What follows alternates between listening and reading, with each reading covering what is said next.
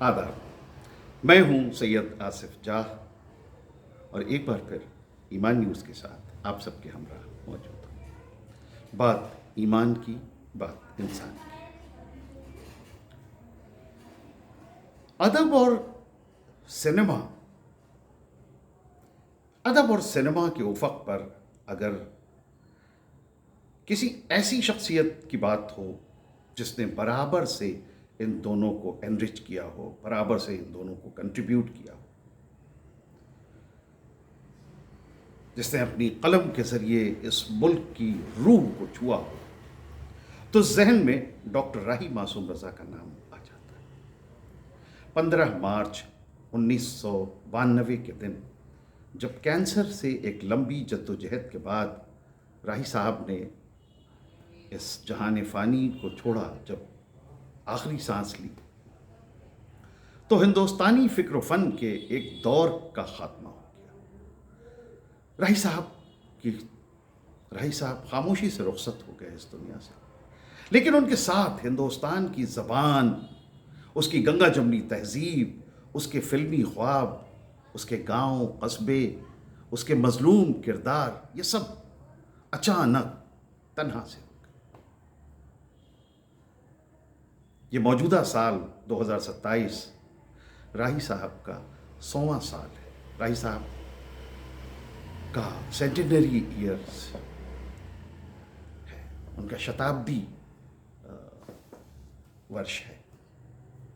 और ऐसे दौर में जब नफ़रत की आवाज़ें समाज में हर तरफ बुलंद हैं, राही मासूम रज़ा को याद करना पहले से कहीं ज़्यादा ज़रूरी महसूस होता है। राही साहब का, बल्कि यूँ कहूँ कि सैयद मासूम रज़ा आब्दी की पैदाइश 1 अगस्त 1927 को उत्तर प्रदेश के गाज़ीपुर ज़िले के छोटे से गांव गंगौली में हुई।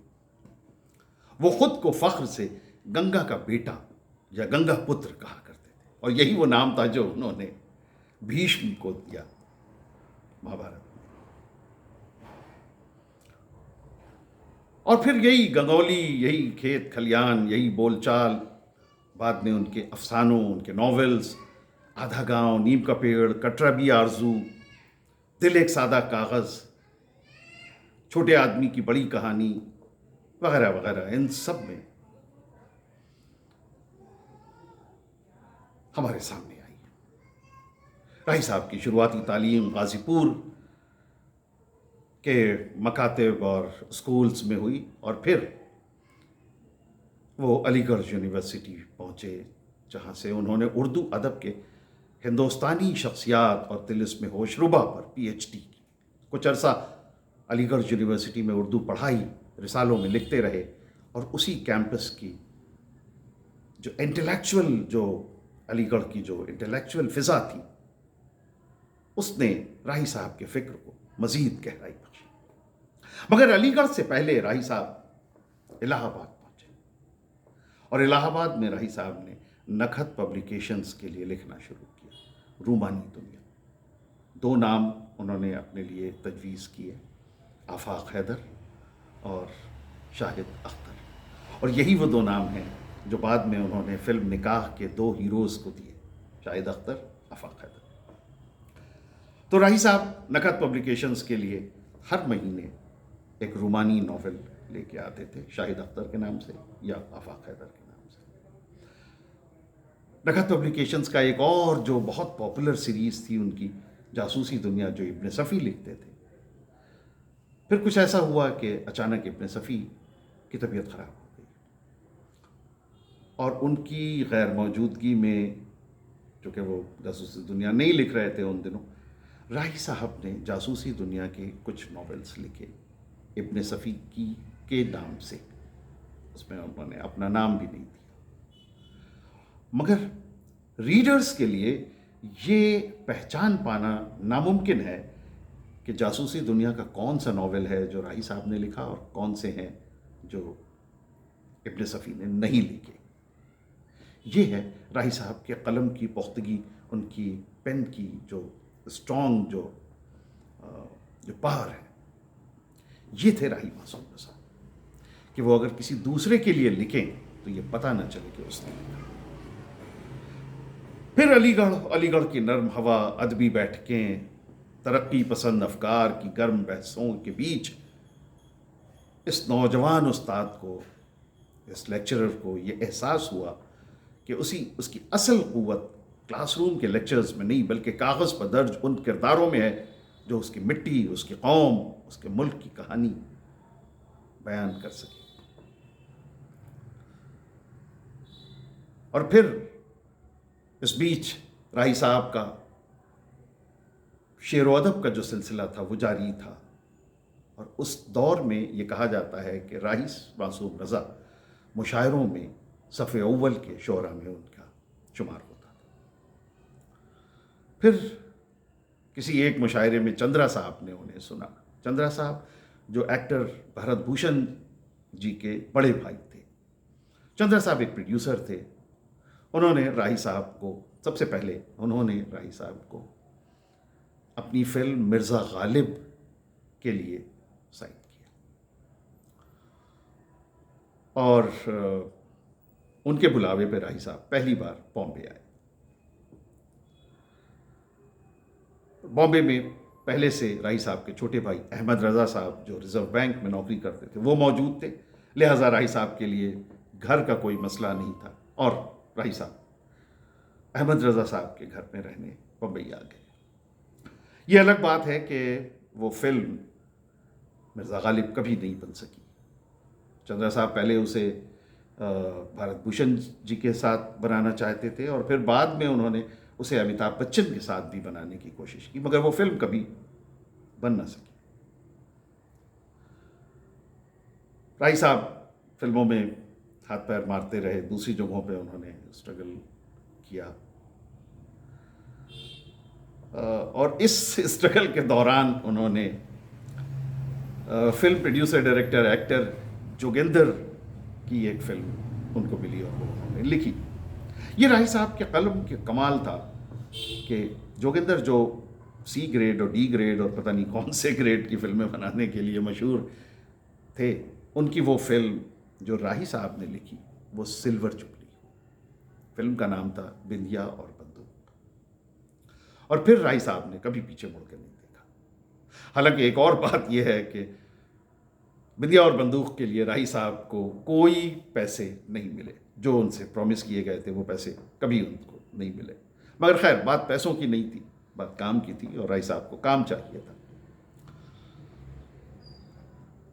ये वो दौर था जब अदीब, जब साहित्य से जुड़े हुए लोग फिल्मों में फिल्म राइटिंग को निचले दर्जे का या कमतर काम समझते थे। मगर राही मासूम रज़ा का नज़रिया बिल्कुल अलग था।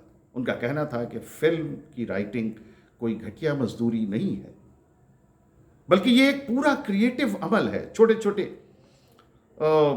मामलात में ये जो थी फिल्म इंडस्ट्री में का स्ट्रगल, दफ्तरों के चक्कर, और इन सब के बावजूद राही साहब ने अपने लहजे, अपने ज़मीर से कभी समझौता नहीं किया। राही साहब हमेशा एक बात कहते थे कि मैं 16,000 फीट, यानी फिल्म की एक जो नॉर्मल लेंथ होती है, वो कहते थे कि मैं 16,000 फीट प्रोड्यूसर के लिए लिखता हूँ, मगर उस पर 500 फीट अपने लिए लिखता हूँ। और आप राही साहब की बुरी से बुरी फिल्म उठा के देख लीजिए, उसमें वो 500 फीट ज़रूर होगा। 70 और 80 की दहाई में हिंदुस्तानी सिनेमा में राही साहब का नाम चमक कर सामने आया। मैं तुलसी तेरे आंगन की, मिली, तवायफ, गोलमाल, कर्ज, जुदाई, लम्हे, परंपरा, आईना, नाचे मयूरी, और साउथ की बहुत सारी फिल्में, 300 से ज़्यादा फिल्मों के लिए राही साहब ने स्क्रिप्ट या डायलॉग्स या स्टोरीज लिखी।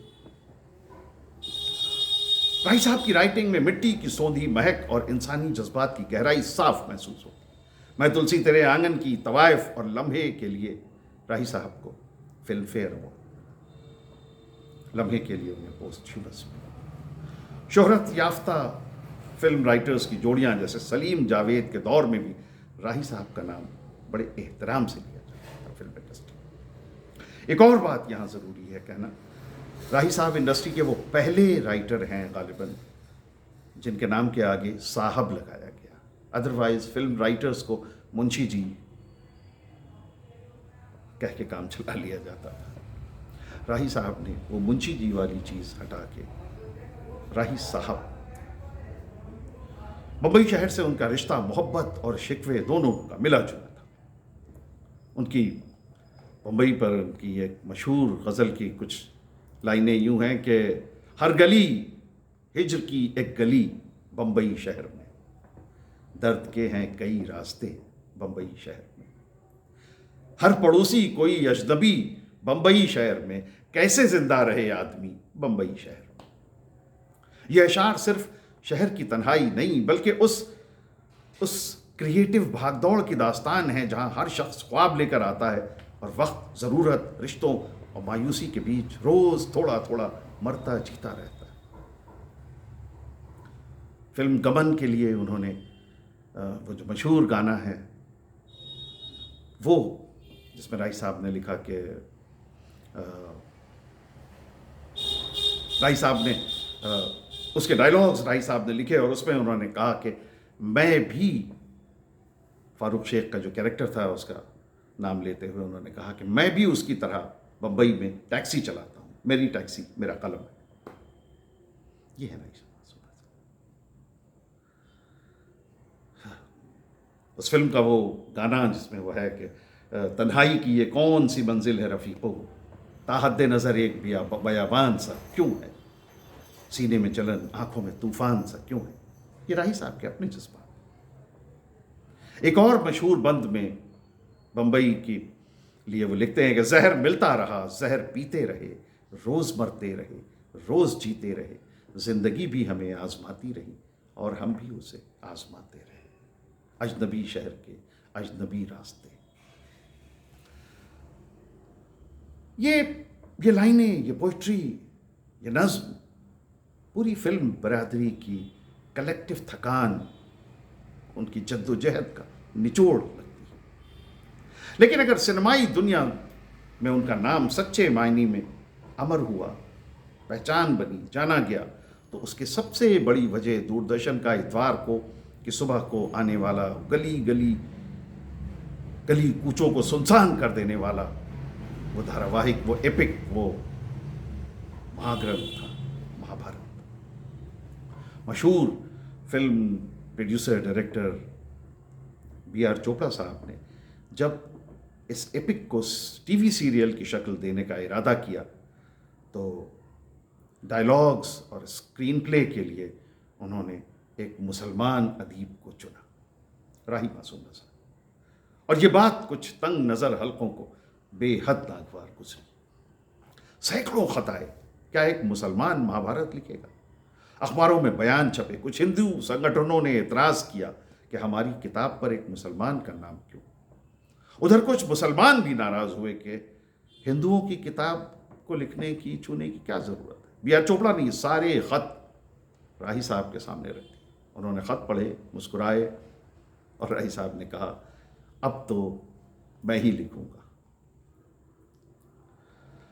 महाभारत, तो मैं ही लिखूंगा क्योंकि मैं गंगा का बेटा हूं। मुझसे ज्यादा हिंदुस्तान की तहजीब और तारीख को कौन जानता है।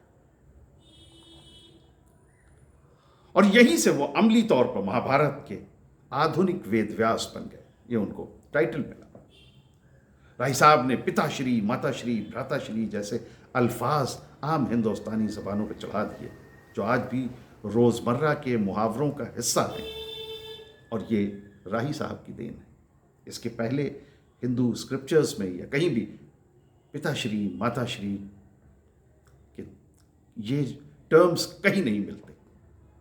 महाभारत की राइटिंग के दौरान राही साहब ने महाभारत के मूल ग्रंथ की अलग अलग जो एडिशंस हैं उसको 100 से ज़्यादा बार अलग अलग ज़बानों, अलग अलग वर्जन्स में, हिंदी, अंग्रेज़ी, संस्कृत, फारसी, उर्दू में पढ़ा। उनका यकीन था कि गीता सिर्फ मजहबी किताब नहीं बल्कि पूरी महाभारत का निचोड़ है और उसे लिखने के लिए वो दोबारा अलीगढ़ जाकर खामोश पुरसुकून माहौल में बैठे। महाभारत की कामयाबी का आलम यह था कि उसकी TRP 80-86% तक पहुंच गई। इतवार की सुबह सड़कों पर कर्फ्यू लग जाता था, मंदिरों के आंगन भर जाते थे, लेकिन हर घर के अंदर कृष्ण, अर्जुन, भीष्म, द्रौपदी ये सब राही मासूम रजा की जबान में बोलते नजर आते। आधुनिक हिंदुस्तान ने उन्हें दिल से दूसरा वेद व्यास कहना शुरू कर दिया, और ये हिंदुस्तान की सेकुलर क्रिएटिव रूह की सबसे खूबसूरत तस्वीर थी कि एक शिया सैयद मुसलमान गंगा के किनारे का आदमी करोड़ों हिंदू घरों में बैठकर उनकी सबसे मुकद्दस दास्तान के अल्फाज गढ़ रहा है। इसी दौरान अटल बिहारी वाजपेयी ने एक बयान दिया पार्लियामेंट में। उन्होंने ये क्वेश्चन पुटअप किया कि महाभारत में कृष्ण के किरदार को ट्विस्ट किया जा रहा है। राही साहब ने सीधे फोन मिलाया और पूछा कि क्या आपने महाभारत पढ़ी है? वाजपेयी जी ने जवाब में हाँ कहा, और राही साहब ने कहा कि आप झूठ बोल रहे हैं। अगर आपने महाभारत पढ़ी होती तो आप जैसा पढ़ा लिखा आदमी ऐसी बात न कहता। और आपने महाभारत कैसे पढ़ी? आपके घरों में तो महाभारत को रखना, उसकी कॉपी रखना मना है, वर्जित है। उनकी ये शख्सियत की असल ये धमक थी, नर्म दिल, शायराना, मगर हक के साथ हक को कहने में बिल्कुल बेबाक। एक और घटना, राही साहब फिल्म राइटर्स एसोसिएशन के मेंबर थे, और सरकार ने इमरजेंसी के दौर में ये कहा कि तमाम राइटर्स से और तमाम एक्टर्स से और तमाम फिल्म इंडस्ट्री के जो सेलिब्रिटीज़ थे उन सब से ये कहा गया कि वो एक रिटन एक कंसेंट अपना सरकार को दें कि जब भी सरकार को ज़रूरत होगी वो उसके लिए राज़ी होंगे और अवेलेबल होंगे। एक तरह से ये कि क्रिएटिव बिरादरी को सरकार अपने लिए अवेलेबल करना चाहती थी कि जब जैसे सरकार चाहे आप उसका माउथपीस बनिए। राही साहब ने उस पेपर पर साइन करने से साफ इनकार कर दिया। बाद में राही साहब ने यह कहा कि मुझे ये लगता था कि फिल्म राइटर्स एसोसिएशन के ऑफिस से घर पहुंचने से पहले मुझे अरेस्ट कर लिया जाएगा। हालांकि ऐसा कुछ नहीं हुआ, मगर ये राही साहब थे firm on his belief. Mahabharata के दौरान, महाभारत के एयर होने के दौरान राही साहब को हजारों फैन मेल्स मिलते थे, दुआएं, शुक्रिया, मोहब्बत और गालियां। ये सब एक तरफ गट्ठरों में बंधे रहते थे, लेकिन एक छोटा सा गट्ठर जिस पे गालियां होती थी वो हमेशा अलग रखा करते थे। किसी ने वजह पूछी तो मुस्कुरा कर बोले, ये खत मुझे हौसला देते हैं कि पूरे मुल्क में बुरे लोग कितने कम हैं, नफरत फैलाने वालों की ये छोटी गट्ठर हमारे प्यार मोहब्बत की बड़ी गट्ठर के मुकाबले में कुछ भी। सिनेमा के साथ उनका असल तख्लीकी किला नॉवेल और शायरी थी। आधा गांव को हिंदी उर्दू अदब की एक शानदार तसनीफ माना जाता है, टाइमलेस कहा जाता है। आधा गांव की कहानी ये गंगौली गांव की कहानी है। जमींदारी खानदान, मुसलमान, उनके पड़ोसी हिंदू, साझा तालाब, खेत, त्योहार, आपसी राब्ते, और फिर 1947 तकसीम, सियासी साजिशें, और अचानक सबके दिलों में उतरा हुआ शुबा और नफरत। इस नॉवेल में उनका बड़ा एक सवाल है कि अगर किसी दिन गंगौली में गंगौली वाले कम और शिया सुन्नी हिंदू मुस्लिम ज़्यादा दिखाई देने लगे तो गंगौली का क्या होगा। और दरअसल यही सवाल पूरे हिंदुस्तान पर भी लागू होता है। अगर हिंदुस्तान में हिंदुस्तानी कम और हिंदू मुस्लिम शिया सुन्नी,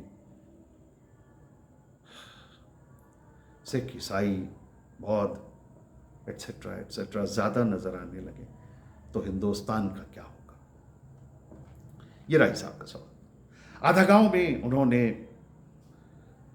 कम्युनलिज्म पर जो प्रहार किया वो आज भी उतना ही जोरदार है। टोपी शुक्ला, नीम का पेड़, कटराबी आरजू, दिल एक सादा कागज़, हिम्मत जौनपुरी, मोहब्बत के सिवा और 1857 की जंग पर लिखा हुआ उनका एपिक 1857 क्रांति कथा हर जगह एक ही सुर बार बार सुनाई देता है। मजलूम की हिमायत, जालिम पर चोट और हिंदू मुस्लिम एकता की तलाश। टोपी शुक्ला का उनका मशहूर जुमला आज भी मजबूत आईना है, पैदा तो सिर्फ बच्चे होते हैं, मरते मरते वो हिंदू, मुसलमान, ईसाई, नास्तिक, हिंदुस्तानी, पाकिस्तानी और न जाने क्या क्या हो जाते हैं। राही साहब हिंदुस्तानी जबान के एक ऐसे अलंबरदार थे जिन्होंने जबान की दीवारें मंजूर करने से मना कर दी। वो ठेठ हिंदुस्तानी लोक जबान और आम बोलचाल को इज्जत देते थे। अक्सर कहते हैं कि भाईचारा में एक भाई होता है और दूसरा चारा, लेकिन आज देखो भाई कम और चारा ज्यादा बना दिया गया। यह आधा मजाक आधा फलसफा उनकी शख्सियत का अहम हिस्सा हुआ था। उनकी मशहूर नज्म मेरा नाम मुसलमानों जैसा है आज के हिंदुस्तान में और भी ज्यादा काबिल जिक्र है। मेरा नाम मुसलमानों जैसा है, मुझको कत्ल करो और मेरे घर में आग लगा दो, लेकिन मेरी नस नस में गंगा का पानी दौड़ रहा है। मेरे लहू से चुल्लू भरकर महादेव के मुंह पर फेंको और उस जोगी से यह कह दो, महादेव अब इस गंगा को वापस ले। ये मलिच्छ तुर्कों के बदन में गाढ़ा गर्म खून बनकर दौड़ रही है। सोचिए, ये शब्द राही मासूम, यह सिर्फ एक शायर की चीख नहीं, एक पूरी जमात की फिक्र है कि पहचान के नाम पर इंसान को क्यों बांटा और काटा जा रहा है। क्या गंगा जमनी तहजीब पर किसी एक गिरोह का अख्तियार है, और अगर है तो क्यों कायम किया जा रहा है। राही मासूम रजा की जिंदगी जीने का अंदाज भी उनकी लिखावट की तरह बेबाक था। उन्हें कैंसर हुआ, डॉक्टरों ने मशवरा दिया कि सिगरेट छोड़ें, शराब छोड़ें, परहेज करें। राही साहब ने साफ कहा, मौत तो आनी ही है, मैं अपनी शर्तों में जीना पसंद करूंगा। उनके करीबियों को अक्सर हैरत होती कि यह शख्स एक ही वक्त में दो काम कैसे कर लेता है। कमरे में सबसे गुफ्तगू भी और साथ ही साथ स्क्रिप्ट का लिखना भी जारी। और इसीलिए मैं ये कहता हूं कि राही साहब वो एक लौते दुनिया के शख्सियत हैं, राही साहब जिनको मैंने देखा with dual processor. He could do two things at once। और फिर 15 मार्च 1992 को मुंबई के एक अस्पताल में उनकी जिंदगी का, उनकी क्रिएटिविटी का, उनके अदब का ये सफ़र ख़त्म। 16 मार्च को सेंटा क्रूज कब्रिस्तान में उन्हें सुपुर्द खाक किया गया। कहा जाता है कि उनका दिल चाहता था कि आखिरी आरामगाह गंगा के किनारे हो, गंगा का बेटा गंगा की गोद में दफन हो, मगर तकदीर ने उन्हें मुंबई की मिट्टी में सुला दिया। राही साहब चले गए, लेकिन मरकर भी अमर हो गए। उनकी आदमियत और हिंदुस्तानियत आज भी उनकी किताबों, नज़मों, फिल्मों और सीरियल्स में सांस ले रही। आज जब हम उनकी बरसी पर उन्हें याद करते हुए उनके 100वें साल में की तरफ कदम बढ़ा रहे हैं, हिंदुस्तानी फिल्मी बिरादरी और क्रिएटिव दुनिया के लिए राही मासूम रज़ा सिर्फ एक अतीत का नाम नहीं है, एक मीज़ान है, एक पैमाना है। एक छोटे से गांव से उठकर मुल्क और दुनिया की आलमी स्क्रीन पर अपनी कहानी लिख देने वाले फनकार का नाम राही मासूम, जिसने महाभारत जैसी दास्तान को आम आदमी की ज़बान में उतार दिया, जिसने सैकड़ों फिल्मों के डायलॉग से हिंदी उर्दू सिनेमा की जज्बाती ज़बान को एक नया लहजा दिया, और जिसने हर लफ्ज़ में यह साबित किया कि सच्चा लिखने वाला न हिंदू होता है न मुसलमान, सबसे पहले इंसान और इंसानियत का अदीब होता है। राही साहब ने एक जगह लिखा कि ज़ख्म जब भी कोई ज़हन दिल पर लगा, जिंदगी की तरफ एक दरीचा खुला। हम भी गोया किसी साज के तार हैं, चोट खाते रहे, गुनगुनाते रहे, अजनबी शहर के अजनबी रास्ते। शायद यही उनकी विरासत है कि हर राइटर, फिल्मसाज, अदाकार, फनकार जिंदगी के जख्मों से डर कर चुप न हो जाए, बल्कि उन जख्मों को सुर बना दे, रोशनी बना दे। अल्लाह राही मासूम रज़ा या सैयद मासूम रज़ा की रूह पर रहम करे, उन्हें जन्नतुल फिरदौस में मकाम दे, और हमारी ज़बानों, हमारे फिल्मों, हमारे दास्तानों को उनकी तरह सच्चा, बेबाक और इंसान दोस्त बनने की तौफीक दे। तो ये था ईमान न्यूज़ पर हमारा आज का वीडियो। ईमान न्यूज़ के साथ अपनी मोहब्बतों का सिलसिला बदस्तूर जारी रखिए। हमारे चैनल को सब्सक्राइब कीजिए, हमारी वीडियोस को लाइक कीजिए, शेयर कीजिए, फॉरवर्ड कीजिए और अपनी बातें, अपने ख़यालात, अपने तासुरात कमेंट्स के ज़रिए हम तक पहुँचाइए। बहुत बहुत शुक्रिया। खुदा हाफ़िज़।